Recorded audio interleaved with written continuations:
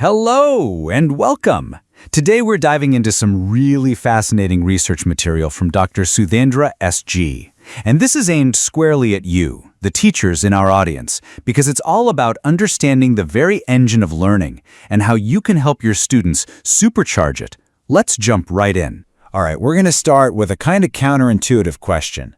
We all know there are substances that can flood our brains with feel-good chemicals, right? Stuff like dopamine. And you think, well, that sounds great, a world full of happy people. So why is that a crime? Why don't we all just take a happiness pill and call it a day? The answer, it turns out, gets to the very core of what makes us human. Well, according to this research, the real difference between us and our primate cousins isn't just that we walk upright. It's chemical.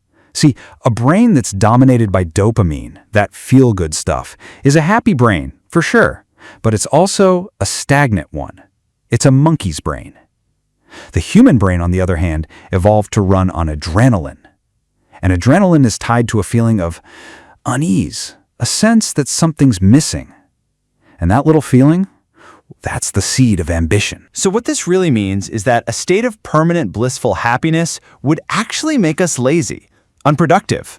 It's almost like a reverse evolution, taking us back to a state where we're just satisfied. It turns out that real growth doesn't come from being content.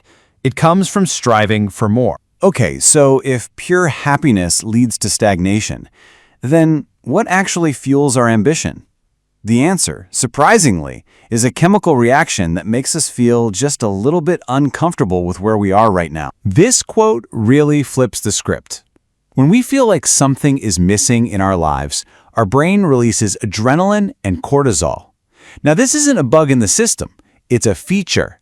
This chemical cocktail is what creates the thirst to go out and get something more, or to become someone more. And that, right there, is the very definition of ambition. Let's make this really practical.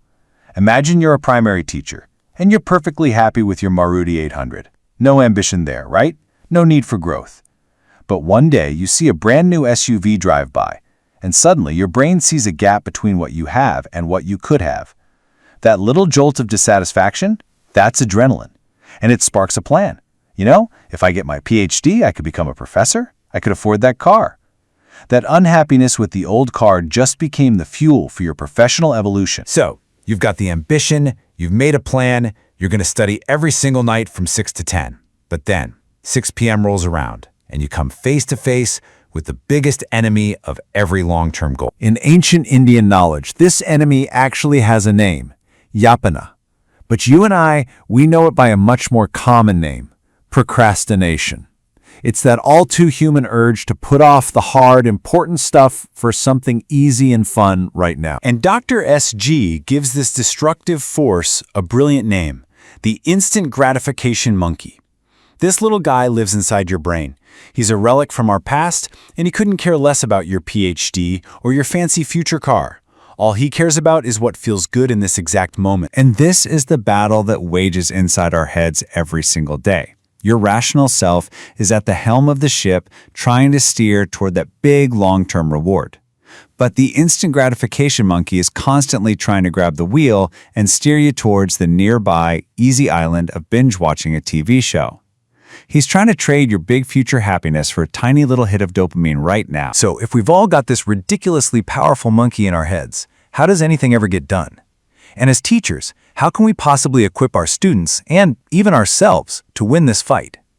Well, we need weapons. This research highlights two main weapons. The first one is the dream. This is a goal that's so vivid, so exciting, that it makes the monkey's cheap thrills just look, well, boring. The second weapon is chunking the work, breaking down those big, scary tasks into tiny little pieces that the monkey won't even see coming. Let's start with the dream weapon, and we can use the mango party analogy. So, you could eat one little piece of mango every day. You get a tiny bit of pleasure right away. That's the monkey's way. But what if you decided to save one mango every single day for a week?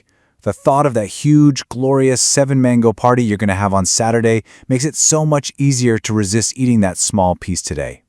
The big dream just overpowers that tiny immediate reward. So how do you actually use this in the classroom? Like tomorrow?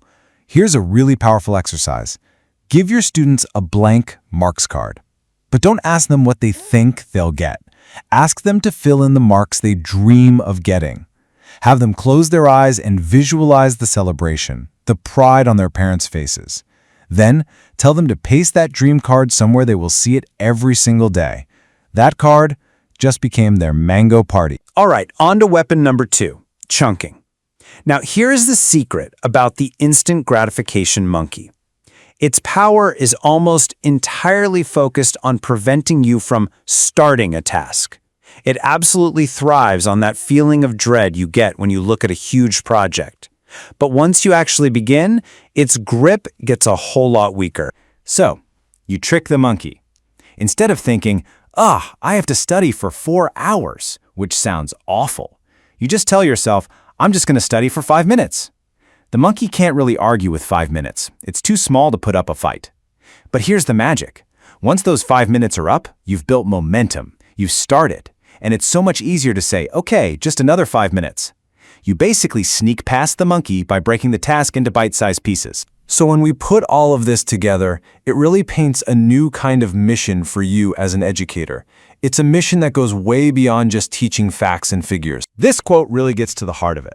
Now let's be super clear. This is not about making a child unhappy with who they are as a person. Not at all. It's about helping them cultivate a productive dissatisfaction with their current performance. It's about teaching them to see the gap between where they are and where they could be, and to see that gap not as a failure, but as fuel. So your mission, really, is twofold. First, you are a dream builder. You help students imagine a future that's so exciting it literally gives them the adrenaline to go after it. And second, you are an armorer. You give them the practical weapons like chunking that they need to fight the daily battle against their own instant gratification monkey. And that leaves you with a question to take back to your classroom. Because this shows that teaching isn't just about a subject, it's about teaching the art of ambition itself. So how will you, tomorrow, help your students build a dream that's big enough and powerful enough to win the war against their monkeys?